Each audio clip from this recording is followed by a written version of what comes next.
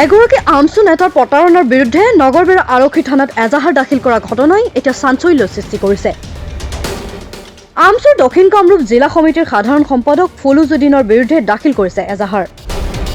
ইটা ব্যৱসায়ৰ নামত চাহিৰুল ইছলাম নামৰ এজন ব্যক্তিৰ পৰা 2,22,000 টকা আনি ঘূৰাই নিদিয়াৰ বাবে আমচুৰ নেতা ফুলুজুদ্দিনৰ বিৰুদ্ধে এজাহাৰ দাখিল কৰিছে ভুক্তভোগীয়ে। কিছুদিন পূৰ্বে টকা ঘূৰাই দিম বুলি ঘৰলৈ মাতি নি ভুক্তভোগী চাহিদুল ইছলামক প্ৰাণনাশৰ ভাবুকি প্ৰদান কৰা বুলিও অভিযোগ উত্থাপিত কৰিছে ভুক্তভোগী যুৱকজনে। আমচুৰ নেতা এনে প্ৰতাৰণাই চৰ্চা লাভ কৰিছে এতিয়া অঞ্চলটোত। মানে জামলাই চিনি মাৰি ফুলুজুদ্দিন আহমেদ, দেউতাৰ নাম জাহানুদ্দিন আহমেদ। সি তাৰমানে মোৰ দোকানত অহা যোৱা কৰি থকা অৱস্থাত 3-4 মাহ অহা যোৱা কৰি এটা আলোচনা কৰি থকা এটা বন্ধুত্ব সম্পৰ্ক হয়। তাৰপিছত সি আমাৰ ঘৰলৈকে যায়, আমাক আলহী বনাই কিনে এনে সোধ-পোছ কৰি থাকে। মই 6 গাঁৱত দোকান কৰি থাকোঁ। দোকান কৰি অৱস্থা থাকোঁতে সি কয় যে তোমাৰ দোকান কেনে চলিছে? মই কিন্তু বৰ্তমান চেল নাই, ৰাস্তা ঘাটৰ মেৰামতি কাম চলিছে। হয়, এক কাম কৰা, মই ইটা বনাওঁ, তেতিয়াহ'লে মোক তুমি টকা অলপমান দিয়া, মই ইটা বনাই কিনে আমি কৰোঁ। পিছত মই টোটেল 2,22,000 টকা দিছিলোঁ।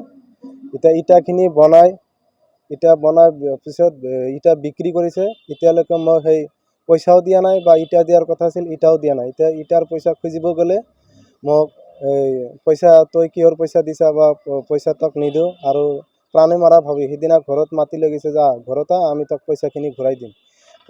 ঘৰত পইচা আনবা গৈছোঁ, আমাক কয় খুঁটিৰ লগত বান্ধি থ, আৰু প্ৰাণে মাৰা ভাবুকি দিছিল। এতিয়া এইটো মই ইটাৰ বাবদ টকাটো দিছিলোঁ। পাৰ্টনাৰশ্বিপে মানে তেতিয়া মোক 5 টকা দাম ধৰি মোক ইটাটো দিম বুলি কৈছিল। সেইকাৰণে মই 2,22,000 টকাটো শেষ দিছিলোঁ। যেতিয়া ইটাটো বনাই তেতিয়া মই এডভান্স স্বৰূপ দিছিলোঁ।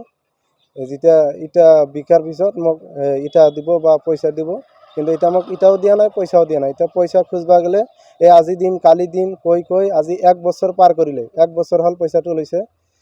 এনেকৈ এতিয়া লাষ্টত ঘৰত গৈছিলোঁ, আমি কেইজনমান মানুহ গৈছিলোঁ, আমাক আৰু লগত দুৰ্ব্যৱহাৰ কৰিছে। ঘৰৰ খুঁটিৰ লগত বান্ধি থ'ম বুলি কৈছে, আৰু এক প্ৰকাৰ ভাবুকি দিছে। ভাবুকি দিয়ে। তাৰপিছত আমি তাতে কোনো ধৰণৰ কোনো তৰ্কত লিপ্ত নহয়, আমি কোনোমতে তাৰ পৰা মই গুচি আহিছোঁ। তাৰমানে ঘৰত গেছি সিহঁতৰ। এতিয়া উপায়ন্তৰ হয় কেইবাবাৰো আমচুৰ বস্তুটো আমচুৰ লগতে দিছিলোঁ বিচাৰ, সিহঁতে মোক বিচাৰটো দিব পৰা নাই। এতিয়া মই উপায়ন্তৰ হয়, এতিয়া মই লাষ্টত থানাত আহিব লগা হ'ল, কাৰণ মোৰ পাবলগীয়া ধন, মোৰ প্ৰাপ্য ধনটো মই পাব লাগিব। তেখেতে বোলে আপোনাৰ আমচুৰ জেনেৰেল ছেক্ৰেটাৰী বোলে। কিন্তু সেই আমচুৰ লগত গৈছে, সিহঁতে কৈছে ঠিক আছে, আমি আমচুৰ পৰা তোমাক বিচাৰ দিব নোৱাৰিলোঁ, তুমি কেছ কৰি দিয়া, আমি তাতে নাযাওঁ।